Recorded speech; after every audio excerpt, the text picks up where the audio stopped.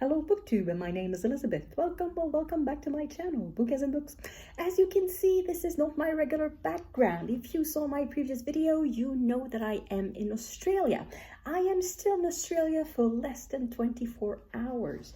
In 24 hours at this time, I will be somewhere over the Pacific Ocean, going back to Canada. I'm now in Sydney, so I'm not in the same hotel as Adelaide. It's not quite as nice, but it's functional, it's clean, it does the job. But anyway, I bought more books, like way many more books. So this video is a book haul and a little bit of a book report, because there are two books in there that I've read. So I'm going to start by the ones that I finished reading, and then it's just going to be a book haul. So one that I finished reading is Shark Arm. In fact, this one I had started at the previous video, at the time of the previous video.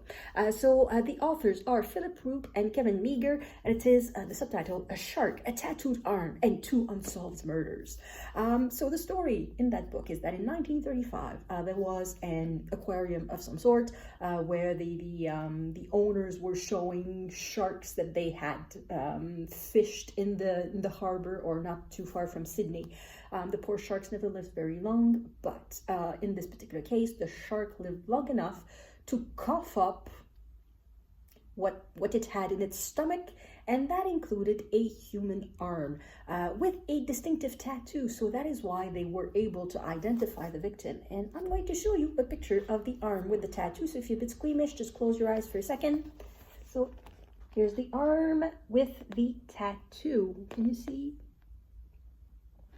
Okay, you can now open your eyes. So because of that tattoo, as I said, they were able to identify the person, and the police investigated, and they had a pretty good idea of what happened. And they accused someone, and that person was innocent. So the man who was accused was Patrick Brady. He had a criminal past, but as a forger, somebody who forged checks. And that's not really what turns somebody into a murderer, and a murder that is in a way rather gruesome. They never found the rest of the body, so the police and the readers, we don't really know what happened. However, there was an arm left behind, because the shark did not bite off the arm of the body.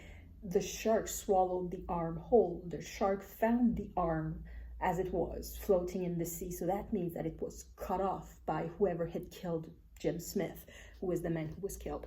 So the authors look at the police investigation. They have the file. It is now in the public domain. They also look at the interviews that the man who was accused of the crime, the interviews that he gave, because the man was acquitted. So that meant that he could not be accused again. However, even if the authorities could not accuse him again, that doesn't mean he was free to speak, because of course the surroundings of that crime were Jim Smith was a police informant, so he was a small-time criminal, and he had divulged information to the police, and his colleagues in crime knew about it, and that murder was clearly to shut him up. So the man who was innocented of the crime knew that he had to keep his mouth shut. So he gave interviews, and he threw red herrings here and there, because he wanted to make clear to his former colleagues, I'm going to say, of the criminal environment, that he was not going to talk. So the two authors, what they did is that, as I said, they went over everything, and as opposed to all other writers who talked about that particular crime, they came up with the solution. And also they link it with another murder that happened not long after that, the murder of Reginald Holmes. And on the whole, the book is interesting. The way they present the case, there's quite a few repetitions, so I think it could have been a tad bit shorter.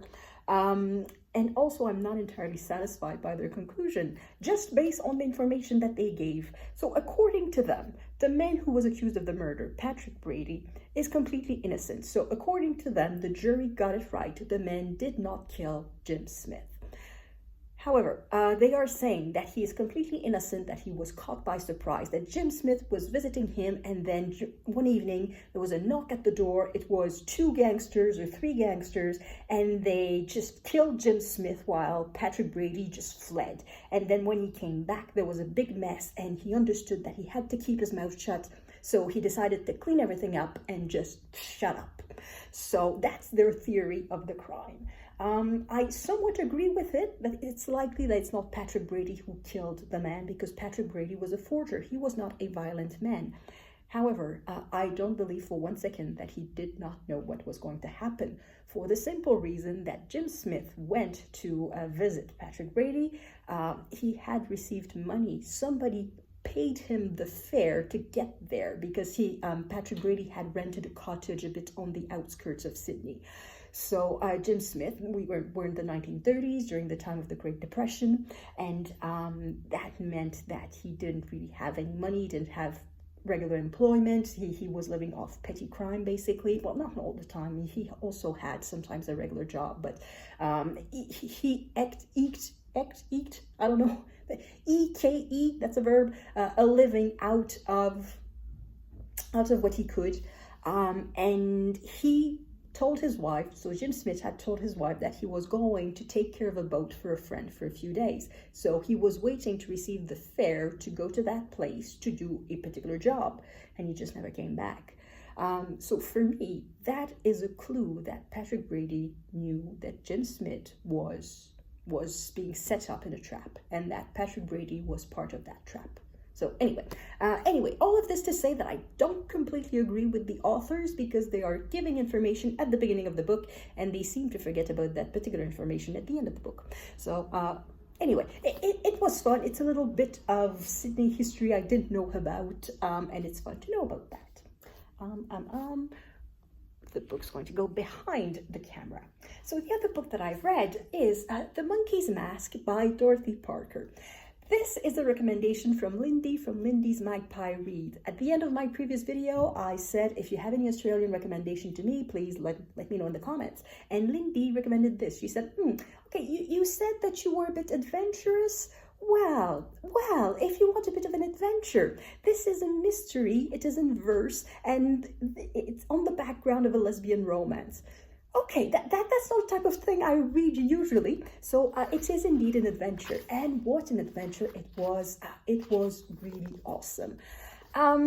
It is a mystery, so even though it's written in verse, as I showed you, it reads like a novel. If you just want to read the story and not be too bothered about the poetry, you can do that, and that's basically what I did.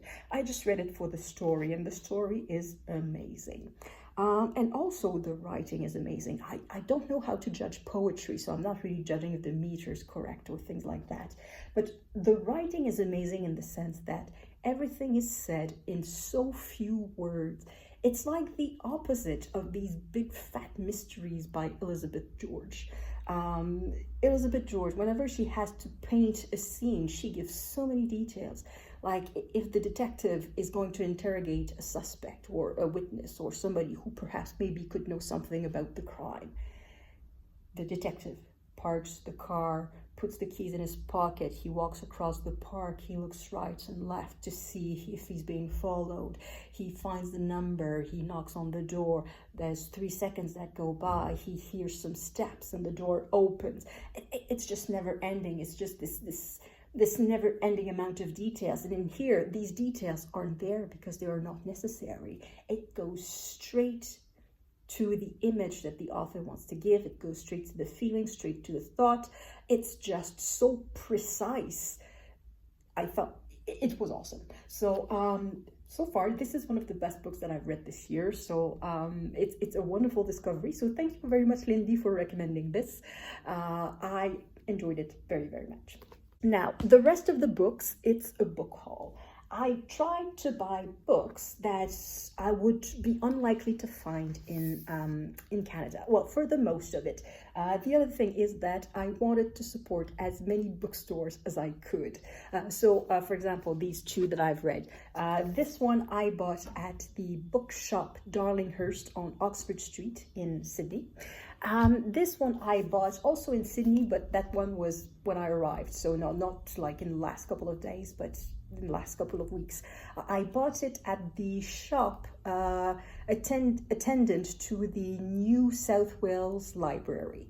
So at the library's bookshop.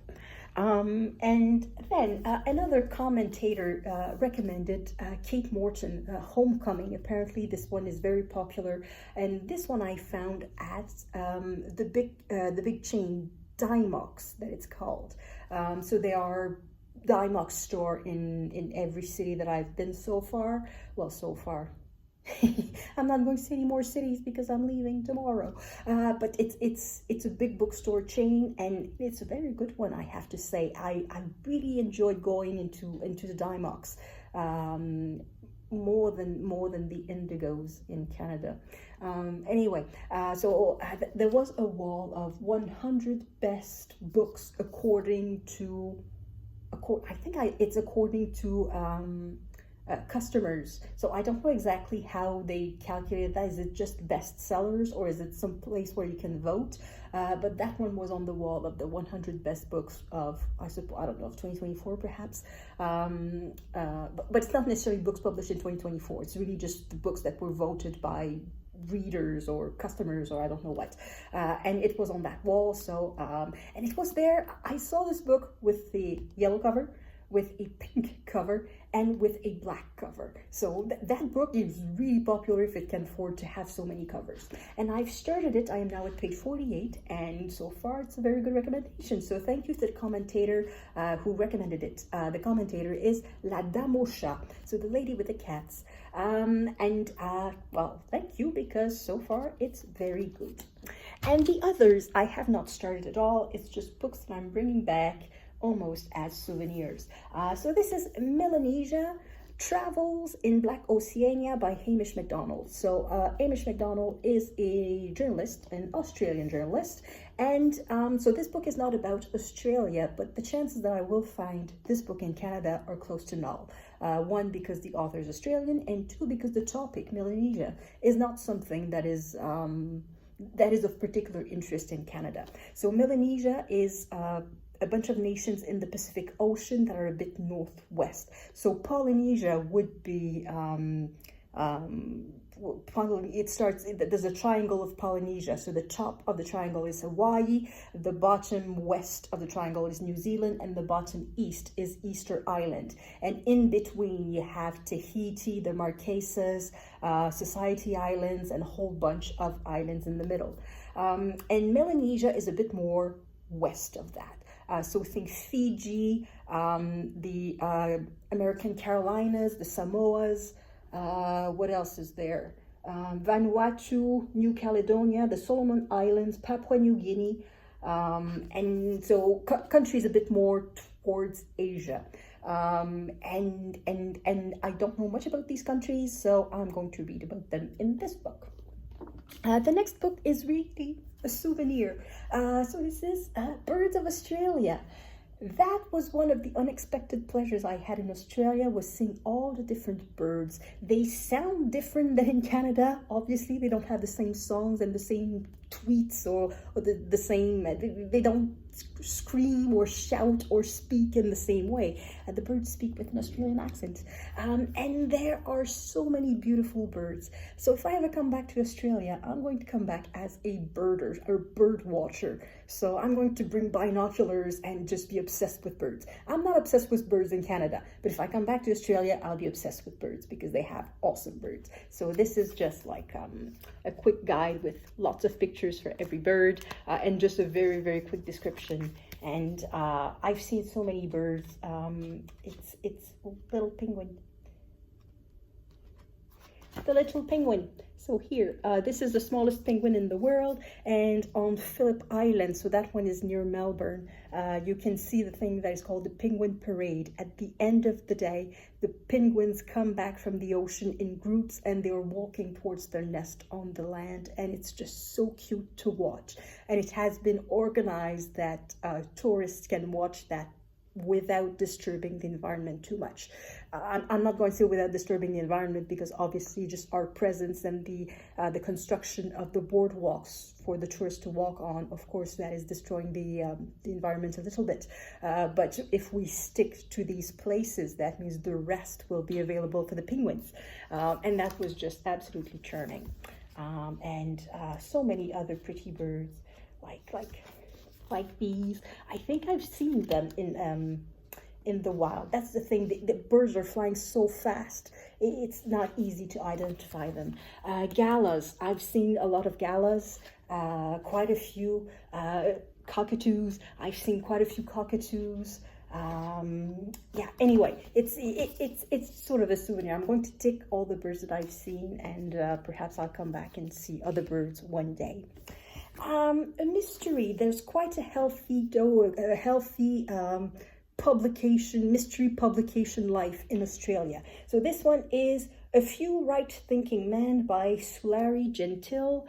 And it is a historical mystery. It is set in 1930s, and it was shortlisted for the 2011 Commonwealth Writers' Prize for Best First Book. It's a debut. It's a series, so that's book number 1. In the bookstore, there was books 1, 2, 3, 4, 1, 2, 3, 4, 5, 6. 5 or 6. There was it's a series. So if it's really, really good, I may have a problem, because I have no idea if this is available outside of Australia. But I'll figure it out. Oh, and this book and the previous 2 I bought at Abby's Books in Sydney. So it's really in Sydney that I bought the most books. Next, I bought a biography. So this is Flinders, The Man Who Mapped Australia. It is by Mundle, author of the bestseller. There were 4 books on the shelf that had all the same appearance, but they had different titles. And all the titles were the name of a captain. Well, not all of them. So there was Bligh, there was Cook, and there was also the First Fleet. So that's not the name of a captain. But apparently this is a historian of maritime history. So that is his specialty. And Matthew Flinders is the first man who circumnavigated, that's the word, Australia, and he mapped the entire thing.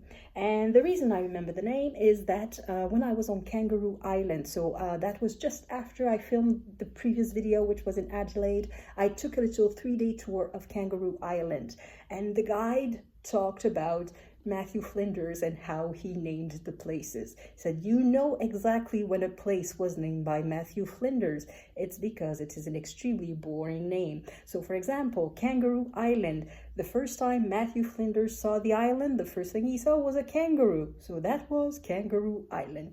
And then he wanted to see the highest point to have an idea of the land. And when he reached a bridge, there was an emu, so that became Emu Ridge, and things like that. So that's why I remembered the name Matthew Flinders. And when I saw the biography, well, I thought that's going to be perfect for People April. So I bought that. And finally, the last book I have is a bit of a cheat, because I said that I wanted to buy and read only Australian books in Australia.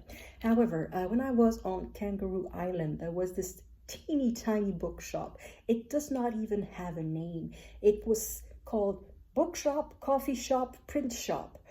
So all 3 into 1. So that's the 3 things that the owner has to do to earn a living in that little place on the planet. So Kangaroo Island, it's a big island, but there's only 4,000 people living there. And there's a bunch of tourists who go there, but I doubt that their first objective is to buy books. So there was really just a few shelves of books, and I wanted to support the place. So I bought this. Oh, Miriam. It is a memoir by Miriam Margolyes. She's not Australian. She is British. However, she did live in Australia for quite a long time, and for a little while she considered herself an Australian by adoption. She probably has citizenship. I don't know exactly, but she's almost Australian. So I said, okay, that's going to count, and I decided to buy the book to support the bookshop. And I started reading it. Oh, and at the next bookstore, there was also another bit bigger bookstore, souvenir store, in the same place. I bought a bookmark. that is just gorgeous. So I started reading it. I'm at page 74 out of 300 and something. It's so far, it's not what I thought it would be. In interviews, Miriam Margolyes is always extremely entertaining. She has a lot of anecdotes that have a lot of punch, and this one is a bit more thought out. It's a bit less spontaneous. I guess that's the difference between writing a memoir and giving an interview. She feels much more spontaneous in interviews, and in this memoir, well, there's more thought behind it, I'm going to say. That means that it's not necessarily as entertaining as her presence on chat shows. But I have great hopes that it's going to become better, because she goes in chronological order. So she starts with her grandparents, which is more or less interesting. I mean, the grandparents of somebody famous, that doesn't make the grandparents interesting. And then she talks about her school years, and gradually, hopefully, at some point, she shall get to the interesting moments of her acting career and all of that. So anyway, so that's what I've read basically not even a quarter of the book, so my opinion is far from being set. I'll tell you more once I finish reading the book. So that's it. So that's my book haul of Australian books. I hope it all fits in my luggage. That is the next step. Once I'm finished filming this, I am trying to pack up my suitcase and keep just what I need until tomorrow morning. And if things don't fit, well, if I have too many books, I cannot have too many books. I may have too many clothes, but I cannot have too many books. So it's going to fit. It's going to fit. I'm going to try to include, I'll wait a little bit before I finish the video, and I'm going to try to include a picture of my packed luggage at the end, just to show you that it fits. It fits. Anyway, thank you everyone for watching, and I will see you in the next video, which will be, I don't know exactly when, but I'm going to be in Canada. That's 99.9% sure. Thank you everyone for watching. I've already said that. So see you in the next video. I've already said that, and à la prochaine. Ta-da! It all fits.